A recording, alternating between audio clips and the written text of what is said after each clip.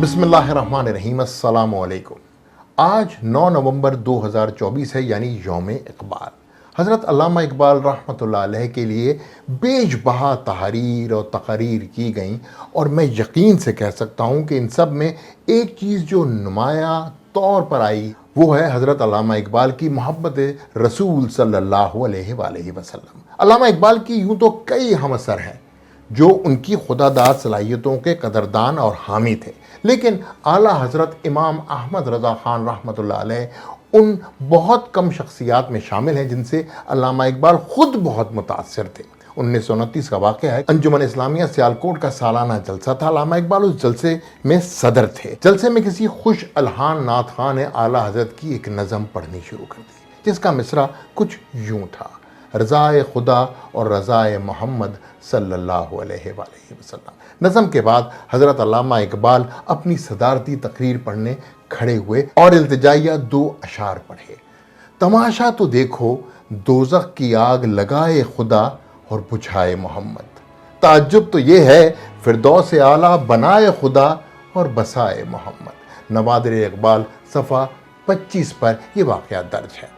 اگر میں یہاں یہ بھی کہوں کہ علامہ اقبال کے سیاسی نظریات اور اعلیٰ حضرت کے سیاسی نظریات میں حد درجہ مماثلت ہے تو یہ ہرگز بیجا نہ ہوگا۔ اب چاہے وہ ان کے نظریہ تحریک خلافت ہو یا نظریہ ترک موالات، نظریہ ہجرت ہو یا ذبیحہ گاؤ کی موقوفی پر اعتراض، واقعہ مسجد کانپور ہو، میثاق لکھنؤ ہو یا ندوۃ العلماء لکھنؤ، ہر جگہ حضرت علامہ اقبال امام صاحب کی رہنمائی لیتے نظر آتے ہیں۔ ہر دور کے اپنے تقاضے ہوتے ہیں۔ اعلیٰ حضرت جس زمانے میں پیدا ہوئے، سنیت کے خلاف فتنوں کا رد فرمایا، جن میں فتنہ قادیانیت، فتنہ وہابیت اور رد شیعیت شامل ہیں۔ اعلیٰ حضرت انگریز اور اس کی تہذیب سے نفرت کے واقعات تاریخ کا حصہ ہیں۔ اعلیٰ حضرت نے اہل سنت کے دشمنوں کو اپنی نو کے قلم سے جو ذک پہنچائی، اس رد کی بنیاد اور اعلیٰ حضرت کی محبت رسول سے سبق لے کر علامہ اقبال نے قوم و ملت کا اثاثہ کچھ یوں بیان فرمایا: اپنی ملت پر قیاس اقوام مغرب سے نہ کر، خاص ہے ترکیب میں قوم رسول ہاشمی۔ ان کی جمعیت کا ہے ملک و نسب پہ انحصار، قوت مذہب سے مستحکم ہے جمعیت تیری۔ دامن دین سے ہاتھ چھوٹا تو جمعیت کہاں، اور جمعیت ہوئی رخصت تو ملت گئی۔ یہ وہ 2 مماثلتیں ہیں جن کا ذکر خیر آپ کو زیادہ تر کتابوں میں مل جائے گا، لیکن مجھے ایک اور مماثلت کا ذکر کرنا بہت ضروری ہے، اور وہ ہے سر سید احمد خان اور ان کے افکار۔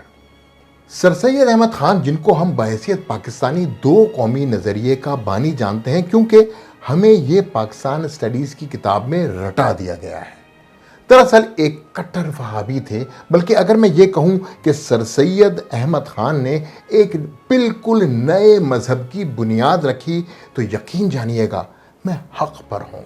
یوں تو اس مذہب کو نیچریت کہا جاتا ہے، لیکن اس کی بنیادیں بدھ مت کے زمانے کی ہیں۔ اس دہریت یا نیچریت کو اس زمانے میں کارواکا کے نام سے جانا جاتا تھا۔ کارواکا سوچ ہندوستان اور یونان میں 6 سینچری بیفور کرائسٹ میں مشہور ہوئی۔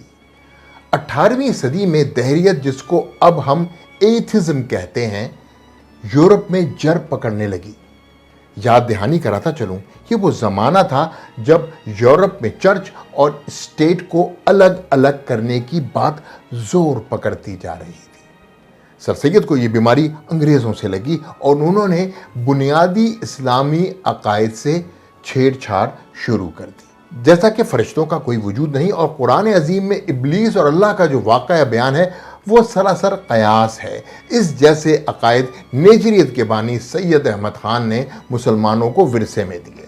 اس زمانے میں اعلیٰ حضرت امام احمد رضا خان نیچریت کے خلاف ایک دیوار بن کر کھڑے ہو گئے۔ اعلیٰ حضرت نے جس سختی سے وہابیت اور قادیانیت کے خلاف محاذ کیا، اتنی ہی شدت سے امام صاحب نے دہریت اور نیچریت کے بانی سر سید کے خلاف بھی علم اسلام بلند کیا۔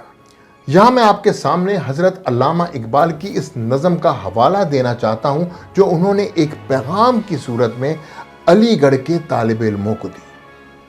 اوروں کا ہے پیام اور میرا پیام اور ہے، عشق کے درمندوں کا طرز کلام اور ہے، طائر زیر دام کے نالے تو سن چکے ہو تم، یہ بھی سنو نالے طائرہ بام اور ہے، جذب حرم سے ہے فروغ انجمن حجاز کا، اس کا مقام اور ہے، اس کا نظام اور ہے۔ اور یوں حضرت اقبال نے بڑی جمع مردی سے علی گڑھ کے طالب علموں کو صحیح اور غلط میں تمیز کروائی۔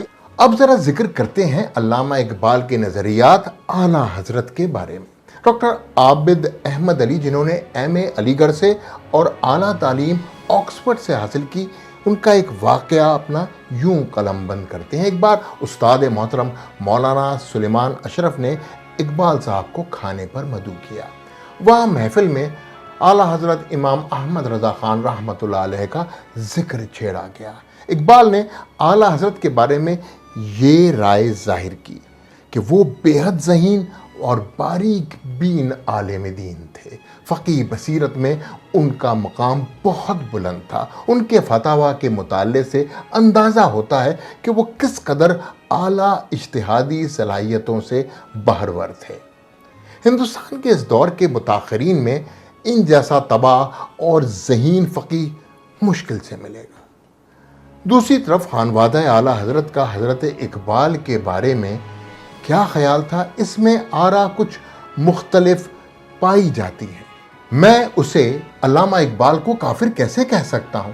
یہ کہنا ہے مفتی اعظم ہند چھوٹے صاحبزادے اعلیٰ حضرت کا۔ 1976 میں ایک صاحب نے اقبال کے کفر کی بابت کا استفسار کیا تو مفتی اعظم ہند علیہ رحمہ نے فرمایا کہ جس نے یہ شعر، یہ ایک فارسی کا شعر ہے، بمصطفیٰ بسا خویش را قیدی ہما اوست، اگر بانا او نر سعیدی تما بو لہبی است، کہا ہو اسے میں کافر کیسے کہہ سکتا ہوں۔ اس فارسی کے شعر کا ترجمہ کچھ یوں ہے: اپنے آپ کو رسول اللہ صلی اللہ علیہ وآلہ وسلم تک پہنچا دو کہ وہی دین کی اساس ہے، اگر وہاں تک نہ پہنچا پائے تو تیرے سارے اعمال ابو لہب والے ہیں۔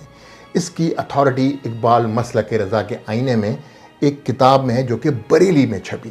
اعلیٰ حضرت کے خلف اکبر بڑے صاحبزادے حجت الاسلام مفتی حامد رضا خان کی مسجد وزیر خان لاہور میں ملاقات بھی تاریخ کا حصہ ہے۔ اس ملاقات میں حجت الاسلام اور حضرت اقبال ان فتنوں کی کارستانیوں پر رنجیدہ تھے جو حضور اکرم صلی اللہ علیہ وآلہ وسلم کی شان میں گستاخی سے بالکل دریغ نہیں کرتے تھے۔